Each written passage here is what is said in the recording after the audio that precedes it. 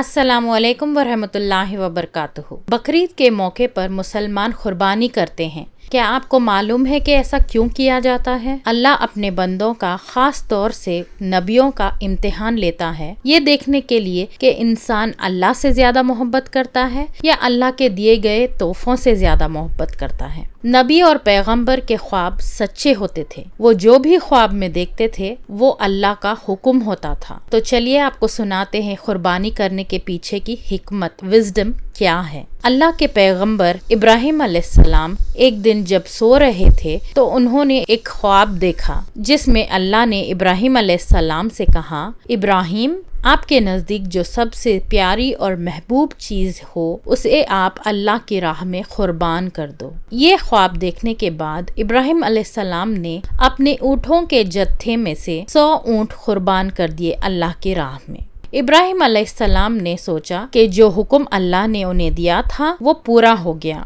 और जब उस रात को वो सोने लगे तो फिर से उन्हें वही ख्वाब आया। इसीलिए इब्राहिम अलैहिस्सलाम ने अगले दिन 200 ऊँट को अल्लाह की राह में कुर्बान कर दिया। लेकिन अगली रात फिर से उन्हें वही ख्वाब आया जिसमें अल्लाह ने उनसे उनकी सबसे पसंदीदा चीज को कुर्बान करने का हुक्म दिया। अब इब्राहिम अलैहिस्सलाम सोच में पड़ गए कि आखिर अल्लाह उनसे किस चीज की कुर्बानी चाहते हैं। फिर उन्होंने सोचा कि इस दुनिया में सबसे ज्यादा अजीज चीज मेरे लिए मेरा बेटा इस्माइल है। इब्राहिम अलैहिस्सलाम को पूरी जिंदगी दुआएं मांगने के बाद 80 साल की उम्र में उन्हें एक औलाद हुई और वो थे उनके बेटे इस्माइल, जो उन्हें बहुत ज्यादा अजीज और महबूब थे। तो अब इब्राहिम अलैहिस्सलाम समझ चुके थे कि दरअसल अल्लाह ताला ने उनसे उनके बेटे की कुर्बानी मांगी है। अल्लाह ये देखना चाहता है कि इब्राहिम अलैहिस्सलाम अपने बेटे से ज्यादा मोहब्बत करते हैं या अल्लाह से। इब्राहिम अलैहिस्सलाम के लिए ये बहुत बड़ा इम्तिहान था। अगले दिन इब्राहिम अलैहिस्सलाम ने अपनी बीवी हाजरा को कहा कि हमारे बेटे इस्माइल को नहलाकर अच्छी तरह से तैयार कर दो। इब्राहिम अलैहिस्सलाम की बीवी हाजरा ने अपने बेटे को बहुत अच्छी तरह से नहलाकर खुशबू लगाकर तैयार कर दिया और इब्राहिम अलैहिस्सलाम ने अपने बेटे को लेकर एक पहाड़ की तरफ रवाना हो गए।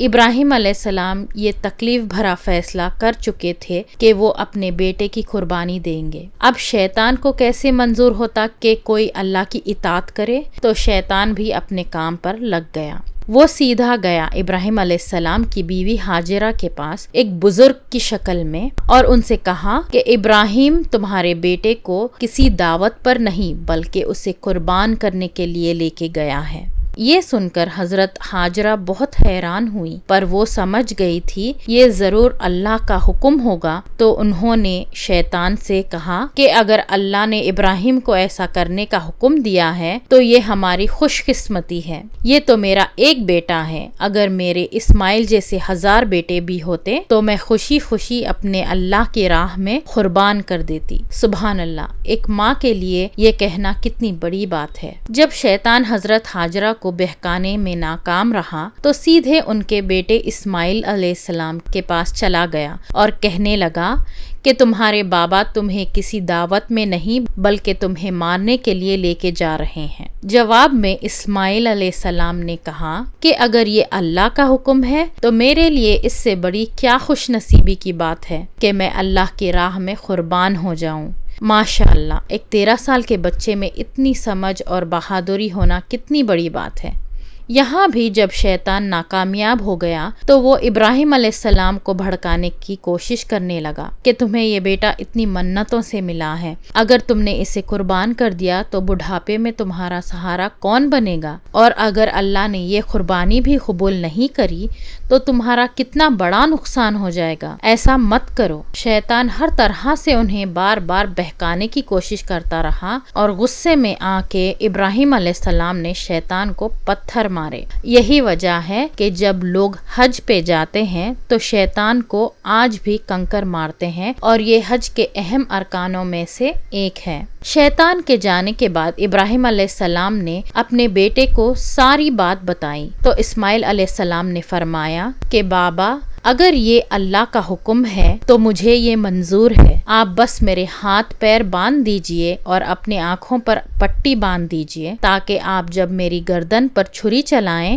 تو آپ کو تکلیف نہ ہو اور آپ یہ کرنے سے مکر نہ جائیں۔ بس پھر ابراہیم علیہ السلام نے اپنے بیٹے کے ہاتھ پیر باندھ دیے اور اپنی آنکھوں پر پٹی باندھ لی، اور جب انہوں نے اسماعیل علیہ السلام کی گردن پر چھری چلائی تو ایک جانور کی آواز سن کر وہ حیران ہو گئے۔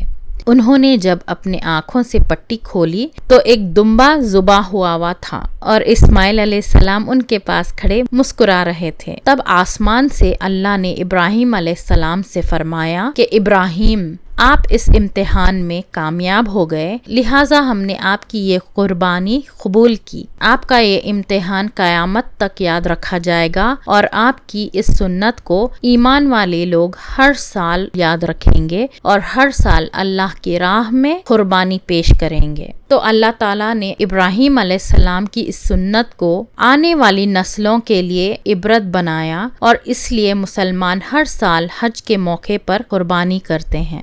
بقرعید پر جو بھی حلال جانور قربان ہوتے ہیں ان کے گوشت کو 3 حصوں میں بانٹا جاتا ہے۔ پہلا حصہ غریبوں اور مسکینوں میں بانٹا جاتا ہے، دوسرا حصہ رشتہ داروں میں دیا جاتا ہے، اور تیسرا حصہ خود اپنے لیے ہوتا ہے۔ حج کے ان دنوں میں کی گئی نیکیاں اللہ کو سال بھر میں کی گئی نیکیوں سے زیادہ پسند ہے، اس لیے حج کے ان دنوں میں ہمیں زیادہ سے زیادہ نیکیاں کرنی چاہیے۔ اگر آپ کو یہ ویڈیو پسند آئی ہے تو پلیز میرے چینل کو سبسکرائب کریں فار مور سچ ویڈیوز۔ جزاک اللہ خیرن کثیرا۔